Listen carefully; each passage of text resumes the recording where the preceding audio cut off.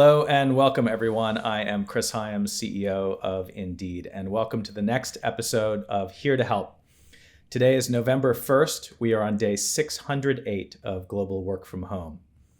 Our mission at Indeed is to help people get jobs. This is what gets us out of bed in the morning and what keeps us up at night. And what powers that mission is our people. Here to Help first started as a look at how Indeed has been navigating the impact of COVID-19, but through these weekly conversations, it evolved into a look at how people's experiences and stories inspire them to want to help others. My guest today works tirelessly to help Indeed better understand the why behind the life-changing decisions that job seekers and employers make every day on Indeed, and how we at Indeed can better support them.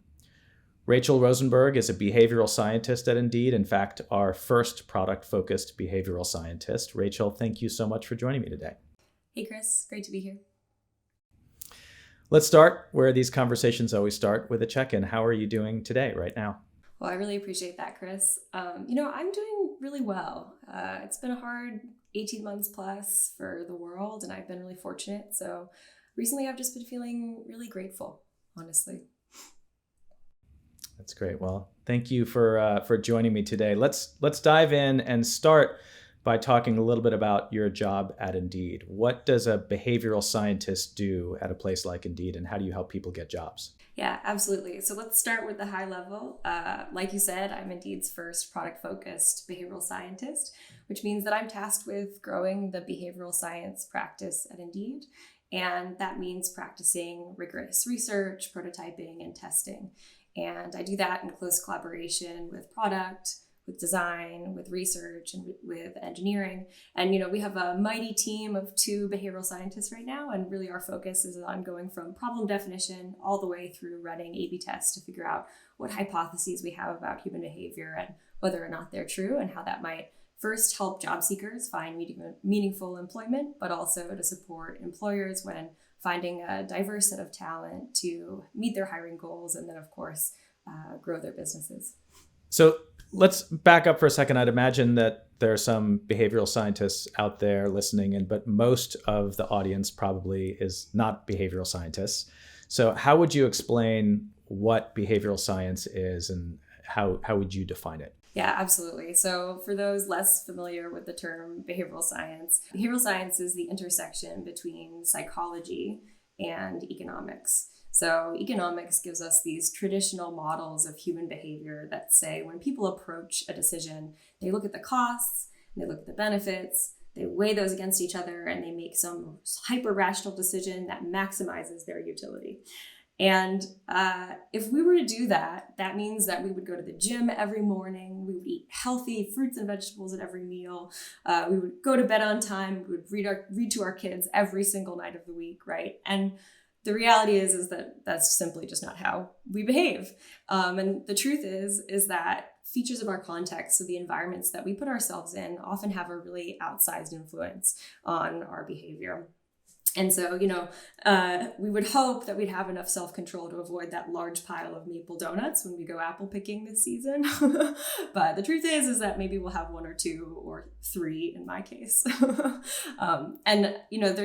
talk about there being sort of 2 systems of behavior. So system 1 thinking, which is that automatic, sort of autopilot behavior that we navigate with our day-to-day. And that works really well for us most of the time, right? So you're walking down the street and you see a tree, you see a dog, you categorize those things as trees and dogs, and you react in the way that's useful for you in that moment. Maybe you do the sort of automatic hello to whoever it is that's walking by. System 2, on the other hand, is our slow, more sort of deliberative process for thinking. And often when making decisions like about what benefits plan, for example, that you want to enroll in, or what school you want to choose for your child as they're entering kindergarten, sometimes we want to engage in more system 2 thinking, which means we do really weigh the costs and benefits and choose carefully and slowly. So I could give a quick example from my own life of this. I, early in the pandemic, was during lunchtime often kind of stressed. And so maybe going meeting to meeting, virtual meeting to virtual meeting, and I'd have maybe 3 or 5 minutes in order to grab lunch. And so I found myself going into the refrigerator, looking at it and saying, I guess a couple scoops of almond butter and a handful of chocolate chips and maybe a banana. I'm a vegetarian, and so to me, it's really important to eat healthy and also to eat consciously. And that, while might have met my craving in the moment, isn't going to give me sustained energy for the rest of the day, and certainly isn't going to get me my nutrients that I need for day to day. So I've done some behavioral science on myself.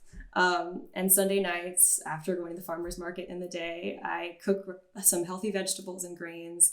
I put them in 4 containers for the week, and then I let myself cheat on Friday and choose whatever meal I want. So that means that my present self, that's hasty and needing a quick choice and operating in system 1, can just grab that lunch, quickly eat it, and it tastes good and it's good for me. And then, of course, on Friday, I give myself a little bit of slack, right? That is fascinating. There's the old line about the cobbler's children go without shoes, and I wonder how many behavioral scientists actually act in right. I know I have friends who are doctors who have terrible personal health habits, so I'd imagine that exists out in the wild quite a bit. But so I'd love to hear a little bit about how you got into this field. I mean, it sounds fascinating, but many people don't even know that this field exists. So how did you get into research in economics and studying civilization and things like that? Sure.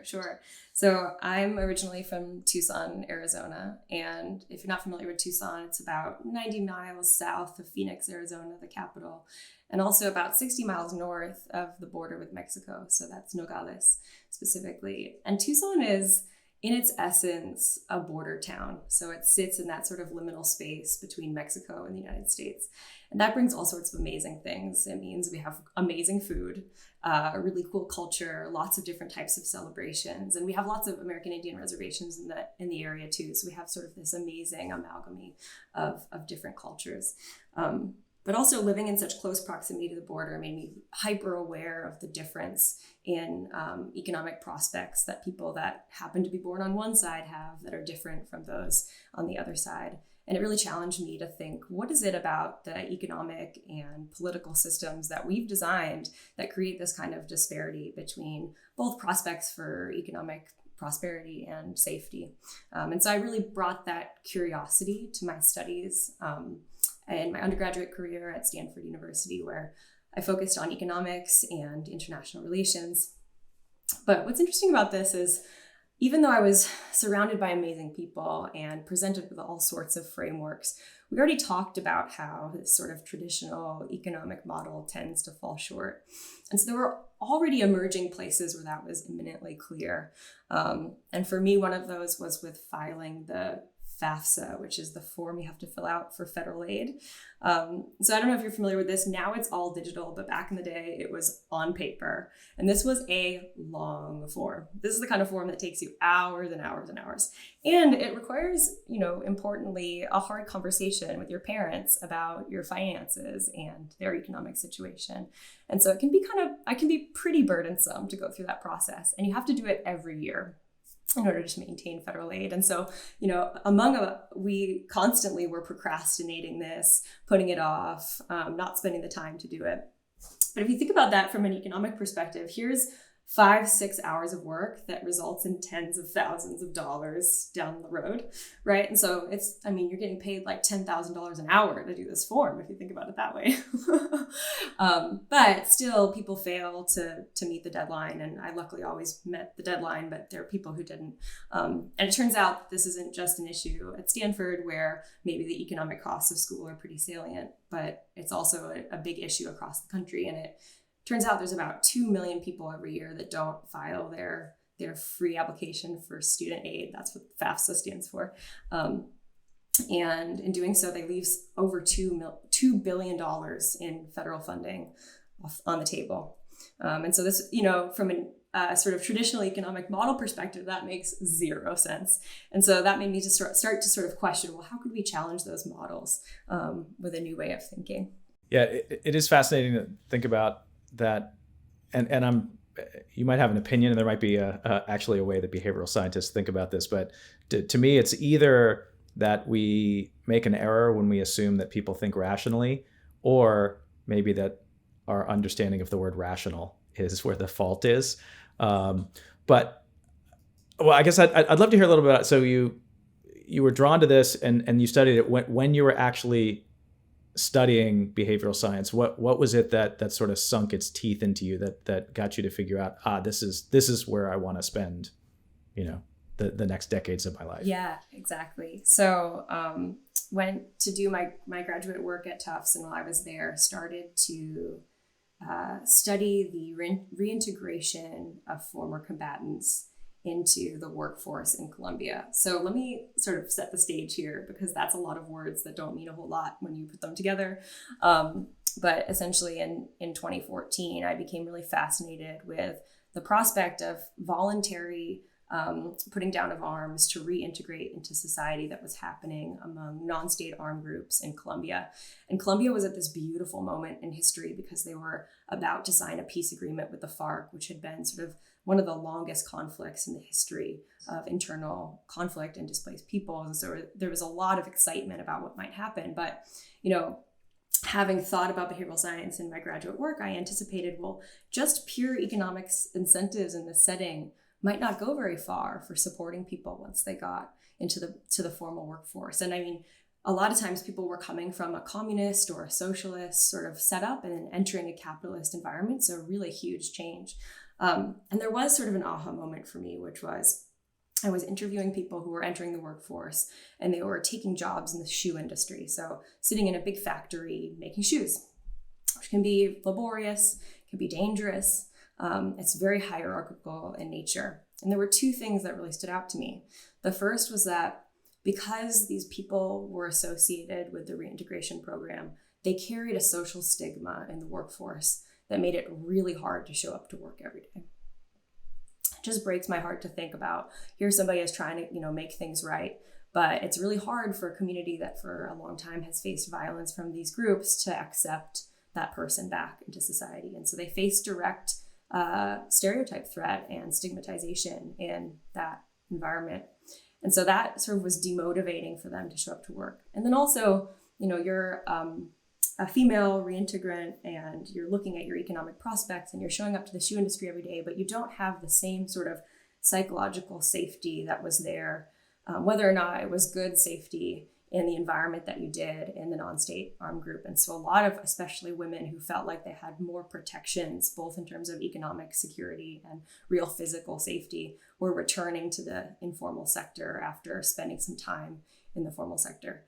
So for me, I was like, okay, this is it. We need to figure out if we're going to be successful with these types of programs and policies to give people the opportunity for economic prosperity that they frankly deserve, we're going to need to think about this from a whole new angle.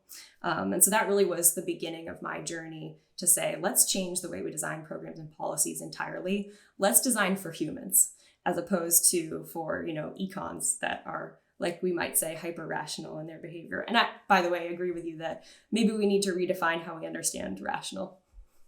After this work, you then set out to put this into practice. Can you talk a little bit about what behavioral science looks like in practice? Yeah, absolutely. So after finishing some of that work, went to an organization called Ideas 42, which is a nonprofit firm that's focused on applying behavioral science to all aspects of social problems.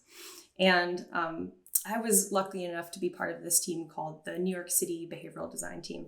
So we made partnerships with the mayor's office, and then we were an embedded unit where we talked with departments in the city, agencies in the city about, well, what were their problems that they were dealing with, and how might we apply a behavioral science lens to change the approach to program and policy design to, like I said, design for more sort of the psychological barriers that they might experience as opposed to sort of the economic incentive model. And so one of my favorite projects with this was my work with the New York City Fire Department. At the time, they had come under a court monitor to make sure that their hiring process was more diverse. They needed to hire a more diverse set of firefighters. And, this is important because the city has an obligation to uphold anti-discrimination law in hiring. And so we had the chance to look from end to end their whole hiring process. What was it about that process that was introducing bias or introducing psychological barriers for certain groups? And, historically, the fire department is white and male. It's pretty well known across the board. And so how do you help groups, people of color, and also women feel comfortable and prepared to apply to become a firefighter? So we took some of the typical approaches. So when I say a typical approach, we said, okay, well, is there a regular sort of bias or barrier in this process that we could quickly eliminate? And we noticed, well, there's a fee for the application. So we waived the fee. And we saw an 80% increase in applications among Black, Hispanic, and female candidates. Wow, that was easy. Now I'll say small sample size, so we won't hang our hat on that number or that external validity for that. We'll maybe talk a little bit about that here in a minute. But then we looked at other things too. So we looked at, well, does everybody have equal information about what the process looks like? Is the fire department sending reminders for important deadlines, right? So the simple things. How can you make it a little bit easier, give people a little bit more slack for remembering important deadlines? But after doing all of that, it still felt like we were missing something. And so I decided to do something called contextual reconnaissance. What that means is go through the process myself. So I had already gone through sort of the paper application and I'd gone through signing my email address up, but I took the bus to Roosevelt Island from downtown Manhattan, and I entered the building as if I was attending the firefighter candidate training. And so I walked through the gates by the guards, and I opened the doors into the fire department, and I walked down the hallway as if I was a firefighter candidate. And the thing that really got my attention is that the walls are adorned with heroes, but heroes that among them, there were no women and maybe one person who was brown or Black. And so when I think about a diverse set of firefighter candidates walking into that hall, that really struck a chord in me and said, well, there's clearly some cues in this environment that create psychological barriers for people who are aspirational in terms of becoming a firefighter. And by the way, being a firefighter is an awesome job. I mean, you get to be an absolute hero. It's a physical and interesting and diverse job, great benefits, great pay, and a long set of retirement and opportunities once you're sort of off the engine phase. So it's a real desirable role, and it carries a lot of respect in the city of New York. And so opening that opportunity up to more people, I think, makes a ton of sense. So I'll sort of get to the end of the story here, which is that I was curious, well, how do people who have been successful from those communities, how do they reinforce their ability to succeed in that environment? So I spent a lot of time talking to people who had been successful, and the commonality among them was that they had all found their why, their reason for being a firefighter, wanting to become a firefighter and serve their city in the first place. And so what we did is we turned that around and we created it into an intention setting exercise where all of the trainees that were sitting in the room did some self-reflection on what it was that was their why for becoming a firefighter, turned to a partner and had a discussion and learned about somebody else's why. And then we gave them a little magnetic board where they could write their why down. And then the idea was put this in a place where you can revisit it every morning, on your mirror, in the bathroom, or on your refrigerator when you're opening the refrigerator door to go get that ice cream. And the point being, it's important to be able to reinforce through really tough times your own self-resiliency. And so while that intervention doesn't break down some of the other sort of psychological barriers and cues that are reinforced by, frankly, a culture that also needs some work, at least we're able to see some progress by building the psychological resiliency of those groups. And so we didn't end up running a trial on that particular intervention, but I'm proud to say that cohort of firefighters was the most diverse cohort in history. And they went into a really incredible situation where they then dealt with COVID in the city of New York. So they were really on the front lines right away. I understand that there has been some controversy in recent years in the field of behavioral science, and some famous research and researchers have been coming under the microscope. Can you talk a little bit about that from your perspective, and how the discipline as a whole has reacted to this? I'm glad you asked this, Chris. It's important to address this issue. So what you're referring to first is the replication crisis, which kind of came onto the scene in 2010 but really came onto the scene in 2015. And the other thing I think you're talking about is the issue that Dan Ariely recently faced in his honesty study around fabricated data. So I'll talk about the replication crisis, and I think that answer will also address the second issue. So with the replication crisis, this is a big problem. So in 2015, there was a study that looked at from a prominent psychological journal, all of the studies in the year 2008, and took stock of, if we rerun these studies and we follow them to a T, do they replicate? And the answer was somewhere between 35 and 50% of the time. And it's like, ooh, that's not very good. And so the question was, well, how would peer-reviewed published papers in a journal get through if they're not replicable? And so since then, the discipline has started to get a lot more rigorous about some of the questions that it asks about testing. And so I'll name a couple of those things. So the first is sample size. If you're running a really small psychological study, then it's very likely that in that small N, you don't have a very representative sample. And sometimes those are things that we can observe. Sometimes they're things we simply can't observe. And if we start to increase our size of our samples, it's more likely that the studies will not just have internal validity, meaning that we saw statistically significant results from the study itself, but external validity, meaning that it's possible that that thing that we found will replicate in another setting. So sample size is really important. The other thing is this concept of p-hacking.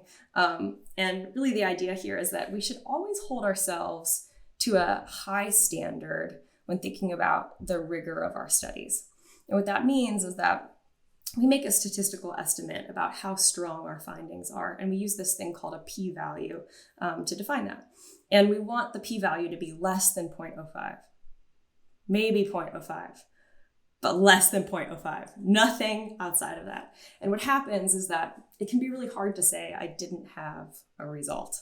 And so sometimes people will publish a finding that's like, oh, well, here's the one result that I found that had statistical significance, but was out of lots of tests. And maybe it was an interaction term, which means that it was just for a small subset of the population that the thing worked. And so the way to get past that is pre-registration, which means before we run a test, we say, here's the test we're running, here's what we're measuring, these are the tests we're going to run, and that's it. And if we don't find anything, we'll publish it and we'll say we didn't find anything. And so those two things, I think, in concert have become new standards for especially the field of psychology and behavioral science, because we have come under this kind of scrutiny. And it's been very standard now to pre-register tests, to publish anonymized data so that people can go in and replicate your results. And it's actually that rigorous community that found out that Dan Ariely had a study where the data were not correct, that they were fabricated. And so it's actually good to see the field self-correcting in that way, to say, oh, well, we see that this study didn't replicate, and it looks like it didn't replicate because the data were bad. So, let's throw that one out and let's go run some new studies that are more rigorous so that we can, inform ourselves how to influence behavior in those types of settings in a different way. That's super helpful and might be relevant in some of these further discussions here. I'd love to actually now get to what I see as the heart of the matter here, which is at Indeed, we help people get jobs, and in particular, how behavioral science can help create more equity in hiring, which I know is something that you're passionate about, something that I care very deeply about as well. So can you start by talking a little bit about how behavioral science can help us better understand people while they're in this process of looking for a job? Yeah, absolutely. And agreed, this is the heart of the matter. So the thing about somebody who's approaching a job search is often they're experiencing a state of scarcity. And when I say scarcity, I mean a lack of necessary resources. And that could be time, that could be money, it could be energy, it could be food. But regardless, what we know about lacking in any of those areas is that it can lead to serious cognitive depletion. So let me back up a bit. If I'm a job seeker and I'm searching for a job, it might be that I simply need a new role because I'm not experiencing a safe environment at work, or I feel like I'm not being valued. That can create a sense of sort of psychological scarcity.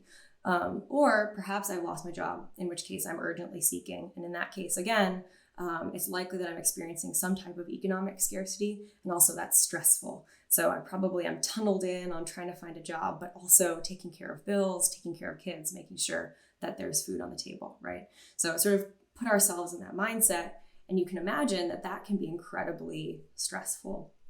So there's really good research by a professor named Sendel Mullainathan, an elder Shafir actually, and they did some work to look at what is the actual effect of scarcity on our cognitive function. What they found is that it's the equivalent to a drop of 10 points in IQ. And that's, the same as losing a whole night's sleep. And so you can kind of remember a night that you maybe stayed up really super late working on something and had to wake up a few hours later, and how foggy you felt. Well, that's how it feels to operate in an environment of chronic scarcity. And so we want to design an environment on Indeed that recognizes this reality. And so there are a few ways to do that from a behavioral science perspective. So the first thing is to just make it easy.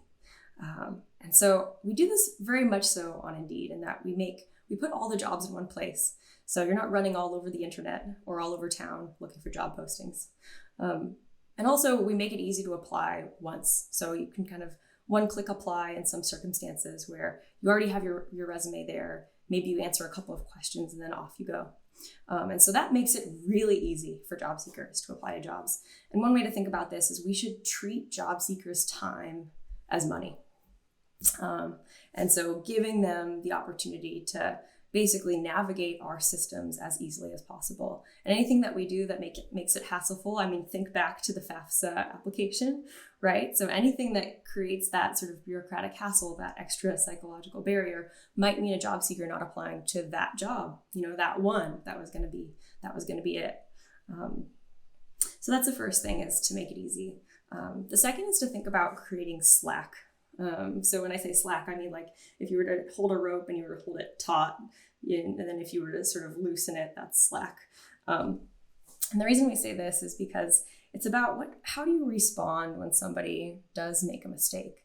So, if you're sort of in that cloudy state, it's possible that sometimes things slip through the cracks. It's like having lots of balls in the air when you're juggling and you're trying to address each one as they fall. And sometimes two fall at once and you have to decide which one to catch. And so one way to create slack for job seekers is to think about, how do we respond when something gets missed? So perhaps an employer wants to meet with a job seeker and they send them an email inviting them to an interview. Well, it's possible that that job seeker, among all of the emails in their inbox, which, we inundate each other with emails constantly in this current world. So what if one of those emails slips through the cracks? What does Indeed do to support the job seeker to see that? And so sometimes that means reminders. Sometimes it means a second chance. So rescheduling an interview down the road if the first one is missed, things like that. And the final way is to think about what's called sort of reframing the experience to give job seekers a sense of agency or a sense of power. And really, this is about that psychological resilience that we talked about with the firefighter candidates, right? This is the believing in myself piece. And it's very easy for a system to say, no, no, no, no, wrong, wrong, wrong, wrong. And so instead, thinking about how do we design Indeed to say, yes, you can do this. We believe in you. So looking for opportunities through the whole process, from applying to a job to securing that place of meaningful work, how we can do that best for job seekers. So that's one side of the equation, which is the job seekers. The other side, obviously, is the employers who are trying to find people to hire. How can behavioral science and these approaches help them as they're going about this process? Yeah, absolutely. So we just talked about job seekers. Now let's talk about employers. So employers often face different types of biases when hiring for job seekers. And some of those have to do with that system one automatic thinking. So often when you're reviewing resumes, for example, you're very automatic. You're in a system one environment. And so that means that we make errors. And that, frankly, if a more biased hiring decision results in less good outcomes for the employer, meaning they're not choosing the job seekers that will be most successful in the roles that they're hiring for. And so there are a couple ways that employers experience that. And so I just gave this example of a stack of resumes. So there's a concept in behavioral science called choice overload. And it's this idea that when overwhelmed with choice, it's actually really hard to make a good decision. And often we regret the decisions that we make when we have too much choice. There's a cool study. There's a woman named Sheena Iyengar who was at Stanford who looked at how supermarkets sell jams. And without going into the whole study, the basic finding is that 3 jams are much easier to pick from than 25 varieties of jams. But we wouldn't want to limit the number of job seekers that can apply to a role. So we wouldn't want to do that necessarily on Indeed. But for employers, what we can do is we can organize job seekers based on what we call aligned attributes. So that's saying, okay, well, what qualities do these job seekers have? What skills, what credentials, what competencies do job seekers have? And how can we present those job seekers in groups to an employer so that it's easy to look through your choices without relying on sort of the system one biases that come up. And just to sort of name it here, often those unconscious biases are reflected in implicit bias. So using things like name or credential to make assumptions about whether or not somebody will be a good candidate, which are frankly just not actually correlated with somebody's potential success in a role. So can you talk a little bit about how bias can affect a job seeker in that interview scenario? Right. Knowing that employers can enter the hiring process with some unconscious biases. Often what that means is that job seekers have to sort of organize themselves in a way so that they don't adhere to the negative biases that might exist. So let's talk about that a little bit more concretely. So if a job seeker is going into an interview with an employer, it's likely that the way that they comport themselves, the way that they're prepared for questions, the way that they've dressed is all going to have an impact on how the employer perceives whether or not they're going to be a good hire. Now, whether or not we agree with all of that is one thing, but something that we can do for job seekers is to make sure that there's an even playing field when entering the interview. So giving job seekers the information about what it is that employers expect of them when they're in an interview setting and helping them understand, how do you prepare for questions? What is it that you're expected to wear? How should you comport yourself so that you come off well, so that people can really, again, take control of the situation and end up with the best outcome. There's another thing here too, which is, so I talked a little bit about the biases that employers come into the room with, but similarly, the system is sort of sending a message to job seekers when they go through this interviewing process. And so you really put a lot on the line when you go into an interview. You talk about yourself, you talk about your motivations. It can be pretty vulnerable. And so it can be tough to receive a rejection at the end of all of that. And especially a rejection that doesn't say anything about what it was that you did wrong, if anything, right? And so sometimes it's just, you weren't as competitive as somebody else, but sometimes there was something that you could have done better. And that's a tricky environment. It's something in behavioral science we call a wicked environment, where it's not clear how your actions necessarily translate to the outcomes that you see. And so something that we can think about with Indeed is supporting more psychological momentum at the point of rejection. So in that moment, when a job seeker is rejected from a role, rather than telling them, no, you aren't qualified, try again next time. Instead, giving them the opportunity to apply to several additional roles that are going to be equally as desirable for them and match some of their skills and competencies. And so I've been thinking about this as no dead ends for job seekers. Let's maintain that psychological momentum that they have going into that interview and convert it into new applies every single time that perhaps they get a rejection. And obviously where we sit, we have an opportunity to try to influence the process itself. And so we've spent a lot of time talking with employers and our customers. And we do hear that many of them are eager to find ways to reduce bias in their hiring process. And we launched earlier this year the Indeed hiring platform. And one of the things that we talk about at least at Indeed, is when we're trying to hire. There's this phrase that people have used for decades around hiring for culture fit, and how that can just create a lens on your hiring that means that you're going to try to find other people who are just like you. And so instead, what we talk about is wanting to hire for culture add. So how are we going to find people who actually have a different set of experiences or perspectives that they could bring in to make us better? How, when we're building our products and we're working with our clients, how can we ensure that more and more people are thinking in this direction?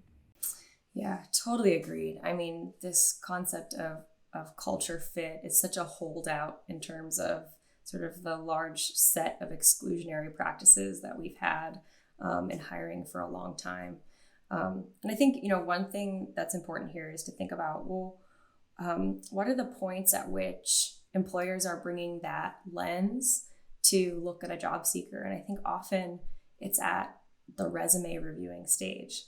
And frankly, the resume is this antiquated document that doesn't tell us very much about how a job seeker is going to perform in a role. And we're looking for all sorts of weird signals on it, right? So aside from name and credentials and stuff, we're also looking for, did they job hop? Well, what does job hopping have anything to do with it?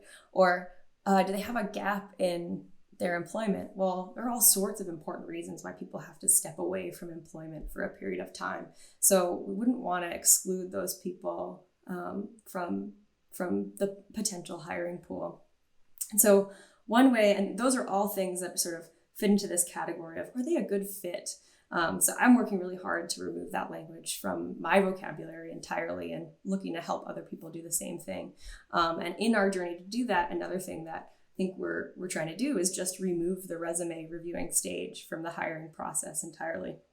And we're actually doing that a little bit with our Indeed hiring platform, where we're basically asking employers to trust us. We're going to screen candidates on your behalf, and then we're going to schedule them on your calendar. And then you're going to show up and you're going to talk to people who are excited and engaged and qualified for your roles. And what's cool about that is, first of all, that job seekers love the idea, because we talk about this idea in behavioral science, actually, which is the foot in the door effect. And job seekers know about it. They're like, all I have to do is get my foot in the door. Like, if you can talk to me, I can show you why I would be great for this role. My resume isn't going to show you that, but I can show you that. And I think similarly, on the other side of the equation, employers are really irked by it because it's challenging the status quo in hiring. They're so used to relying on that single document as sort of the original truth.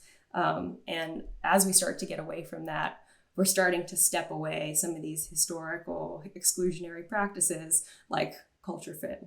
So when it comes to lowering barriers, reducing bias, and creating more equity, which is really what we're trying to do and what we're talking about here, there tends to be this perspective that people have that equity is a zero-sum game, that if you're going to help someone achieve, frankly, what in a fair system they would have the opportunity for, that's going to come at the expense of someone else. And so these issues around equity and hiring can get heated, and they can get political. What is the perspective from a behavioral science point of view on this? Yeah, this is a great question.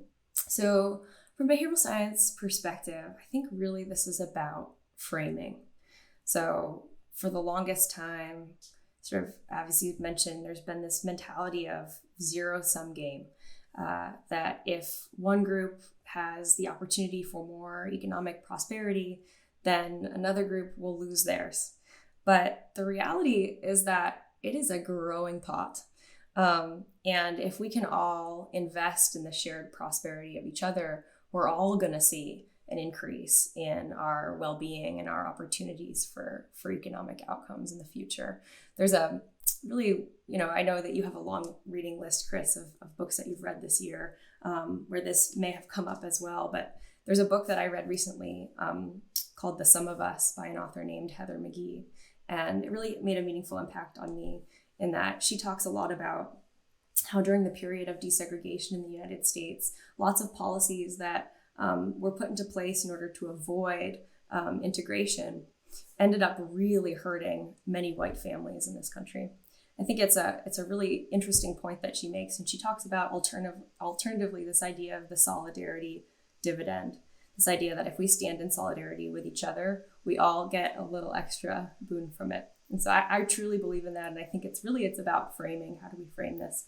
One example in hiring of this is the requirement for a college degree. So one way to think about this is, the college degree in this country is actually a better predictor of what zip code you grew up in than, any sort of other aptitude. And often jobs will set a college degree requirement as something that's required in order to apply to the role. But the truth is that excludes millions of Americans who have not had access to higher post-secondary education. And so in doing that, if we were to look at all the roles that require a college degree, and we were to remove that college degree requirement from the roles for which it's really not necessary, you would see a huge increase in opportunity for all job seekers. And it wouldn't necessarily be disparate across groups. Yeah, and that's certainly been our experience. We, a couple of years ago, eliminated degree requirements for the vast majority of roles at Indeed. And there's no question the impact that has. I'd love to just talk as we're winding down here about some of the projects that are ahead for your team that you hope will improve equity in hiring. Yeah, absolutely. So once you widen the funnel, you remove some of these outdated requirements, you stop resume screening, you start talking to people immediately. All of a sudden you have the issue of, well, what is it that you talk to people about? And unfortunately, inconsistency in the interview stage can really lead again to biased outcomes for people who are looking for work. And so one way that we're attempting to eradicate some of that is by structuring interviewing, which means how do you take the requirements of the job and then turn that into some interview questions and then ask those interview questions in the interview stage. And it sounds simple, right? But it's really hard. So recently, some of my colleagues on our team tried to do this with our UX design hiring. So hiring for an internal role. And in doing so, we did exactly as I described. And then we all sat down in the interview panel and popcorn, here come the questions. And we're trying to capture, okay, what are the qualifications that we were asking for? And okay, I'm taking notes on what they're saying. And wait, do we need to score these in a certain way? Do we all agree on the score for each of these qualities? So the point is the evidence is clear. This is the best way to sort of equalize objective outcomes for the interview stage, but it's hard to do in practice. And so we're working on it internally ourselves and learning what the barriers are. And then the intention is to say, well, then can we make that process really easy, perhaps, for employers by applying some sort of technological model to doing that. So I think that's definitely coming down the road for us because as we get more into the interview and we get to that stage with job seekers, we want to continue to support their momentum to get to the next stage. One thing that I like to ask at the end here is just looking back over the last 20 plus months or so, which, as you pointed out at the start, has been extraordinarily difficult for the world. What experience have you had during that time that has left you with some optimism for the future? Yeah. Well, as you said, it's been a hard period. I think the statistic came out around 5 million people have lost their lives this year. So I definitely want to acknowledge that this has been a tough period on everyone and on families. And so I appreciate everybody who in that moment needs to take a deep breath. But what I'll say is I do have some optimism around this, which is that for the first time in the US history, we started writing families checks. And that is awesome. And the reason I think that is that there's all sorts of research that shows that when you just give people money directly without conditions, they spend it on health, they spend it on education. It reduces alcohol consumption, it reduces crime in neighborhoods. Essentially, that if you give people the money they need, they'll use it in a way that sustains better outcomes for themselves and for their families and ultimately for their communities. And so this past year was the first time that, conditions aside, no work requirements, no sort of child-bearing requirements, no conditions on how you have to spend it. We gave people money. And so now there's a system in place that basically has tried that out. And I think it means that there's prospect for doing it again. Well, Rachel, thank you so much for taking the time to talk today about your experience and what it is that you're trying to bring to Indeed. And thank you so much for everything that you do to help people get jobs all over the world. Well, thanks, Chris. It's been really great speaking with you today.